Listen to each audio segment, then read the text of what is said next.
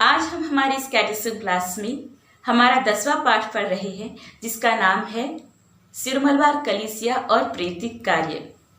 चलो, तो हम सबसे पहले बाइबल की ओर अपना ध्यान केंद्रित करेंगे। आपको यह पाठ बहुत अच्छी तरह से पता होगा, जहाँ पर प्रभु ईसा मसीह को उनके घनिष्ठ मित्र लाजरस के बीमार होने की खबर मिलती है। उनकी बहनों ने यह मैसेज प्रभु यीशु को दिया था, लेकिन यह जानने के बाद भी कि उनका बेस्ट फ्रेंड बीमार है, प्रभु ईसा मसीह 2 दिन के बाद ही वहां जाते हैं और जाने के समय वे अपने शिष्यों से कहते हैं कि हमारा मित्र लाजरस सो रहा है और मैं उसे जगाने जा रहा हूँ। यह सुनकर सभी शिष्यगण भयभीत हो जाते हैं, क्योंकि उनके मन में शंका थी कि कहीं प्रभु ईसा मसीह को यहूदी लोग पकड़कर उनका वध न कर ले। लेकिन वहां पर संत थॉमस अपने विशेष धैर्य को प्रकट करते हुए अन्य शिष्यों से कहते हैं, चलो आओ हम भी प्रभु के साथ जाए और मर जाए। और यही धाड़स संत थॉमस ने प्रभु ईसा मसीह के पुनरुत्थान के बाद में भी दिखाया था, जिसके कारण वे इतने दूर भारत देश में आकर अपने प्रेरिताई कार्य को जारी करने लगे। और संत थॉमस की प्रेरिताई के फलस्वरूप आज भारत में, विशेषकर केरल में, एक ख्रिस्तीय सभा की सृष्टि हुई, जिसका नाम संत थॉमस क्रिश्चियंस या मार्थोमा क्रिश्चियंस के नाम से जाना जाता है। सेंट थॉमस क्रिश्चियंस एकमेव क्रिस्तीय कलीसिया है जो अपने प्रेरित संस्थापक के नाम से जानी जाती है। बाकी कलीसिया जो अन्य शिष्यों ने स्थापित की थी या प्रेरितों ने स्थापित की, वे कलीसिया उनके उगम स्थान पर केंद्रित है, मतलब जहाँ पर कलीसिया का स्थापना हुआ था उस जगह के नाम से वह कलीसिया को जाना जाता है। लेकिन मार्थोमा क्रिश्चियंस ये ऐसी एकमेव क्रिस्तीय समूह है जो अपने संस्थापक प्रेरित के नाम से जाने जाती है, और इसका बोध भली भांति यहाँ मार्थोमा क्रिश्चियंस को था। और इस जो प्रेरित से उन्हें धैर्य और विश्वास का बीज बोया गया था यहाँ पर, वह आज बढ़कर एक बड़ा वृक्ष हो गया है जो सारे विश्व में फैल रहा है। सिरोमलबार कलीसिया एवं प्रवास। 16वीं शताब्दी तक मार्थोमा मसीहियों को कलीसिया संबंधी कार्य करने के लिए सारे भारत में अधिकार था, और इस पर आर्चडीकन इनका शासन करते थे। वे समस्त भारत के आर्चडीकन माने जाते थे, लेकिन पश्चिमी मिशनरियों के आगमन के कारण यह अधिकार नष्ट हो गया। फिर मार्थोमा क्रिश्चियंस के निरंतर अनुरोध के फलस्वरूप सन 1923 दिसंबर 21 को पोप पायस 11 ने सिरोमलबार धर्म तंत्र की स्थापना की, लेकिन इसका कार्य क्षेत्र उत्तर में भारतपुषा और दक्षिण में पंबा नदी के बीच में सीमित कर दिया गया था। मार्थोमा क्रिश्चियंस बहुत ही मेहनती थे।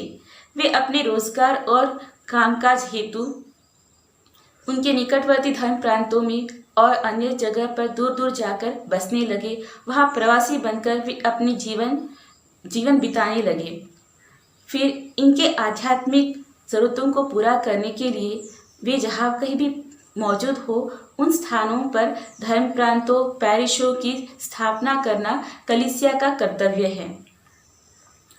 हमारे पूर्वी कलीसिया के बारे में जो आज्ञप्ति है, उसमें यह लिखा है कि जहाँ कहीं भी व्यक्तिगत कलीसिया के सदस्य हो, वहाँ उनके आध्यात्मिक आवश्यकताओं को पूरा करने के लिए, उन्हें मेषपाली शुश्रूषा प्रदान करने के लिए कलीसिया ने बढ़ावा लेना चाहिए।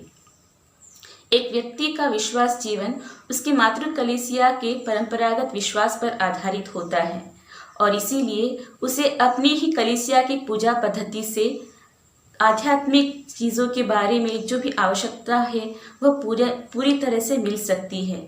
और इसीलिए हम जिस कलीसिया के सदस्य हैं, उसी कलीसिया से हमारे विश्वास में बढ़ावा होता है, और इसीलिए कलीसिया का यह कर्तव्य बनता है कि जहाँ जहाँ भी उसके सदस्य हो, वहाँ उनके आध्यात्मिक आवश्यकताओं को पूरा करने के लिए इंतज़ाम किया जाए।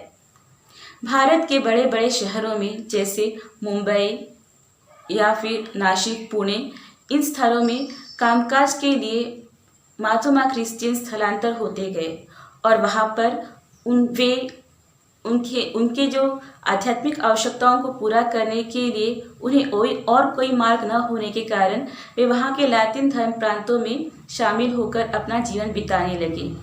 वे उस पूजा पद्धति में भाग लेते थे जिनसे वे बिल्कुल भी परिचित नहीं थे और इसमें उनके विश्वास के बढ़ावे में बाधा बन रही थी। इसीलिए इस भाग का ध्यान देते हुए सन 1988 में पुणे, नासिक और मुंबई के धर्म प्रांत को मिलाकर कल्याण धर्म प्रांत की स्थापना की गई, जहां पर सिरोमलबार कलीसिया के विश्वासियों के आध्यात्मिक आवश्यकताओं को विशेष रीति से ध्यान दिया गया।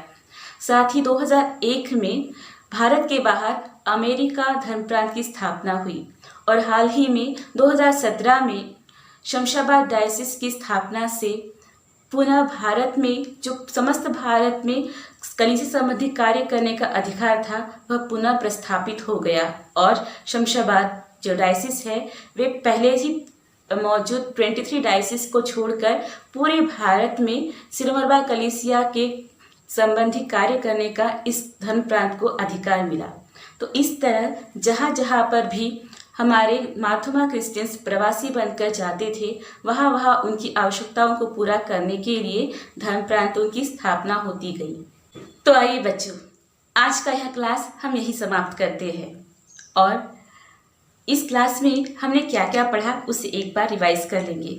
आज हम हमारा 10वां पाठ पढ़ रहे हैं जहाँ पर हम सिरोमलबार कलीसिया के बारे में पढ़ रहे हैं और हमने इसमें सेंट थॉमस की जो तीक्ष्णता है उसके बारे में पढ़ा। उसके बाद में हमने सिरोमलबार कलीसिया और उसके प्रेरितिक स्वभाव के बारे में पढ़ा और उसके बाद हमने सिरोमलबार कलीसिया तथा उसके प्रवास के बारे में पढ़ा।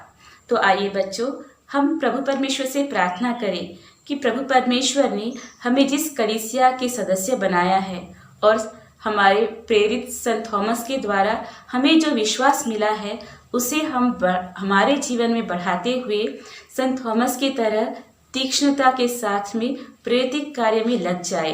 हम हाथ जोड़कर प्रार्थना करें। हे प्यारे प्रभु, हम आपको धन्यवाद देते हैं कि आपने हमें हमारे सिरोमलबार कलीसिया के सदस्य बनाया है। आपके प्रेरित संत थॉमस द्वारा हमें विश्वास का अनुपम भेंट दिया है।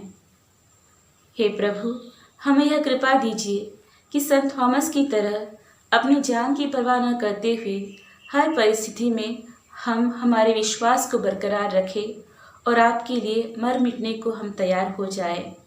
हमारे जीवन द्वारा हम आपके साक्षी बन जाएं। पिता, पुत्र और पवित्र आत्मा के नाम पर आमीन। जय यीशु।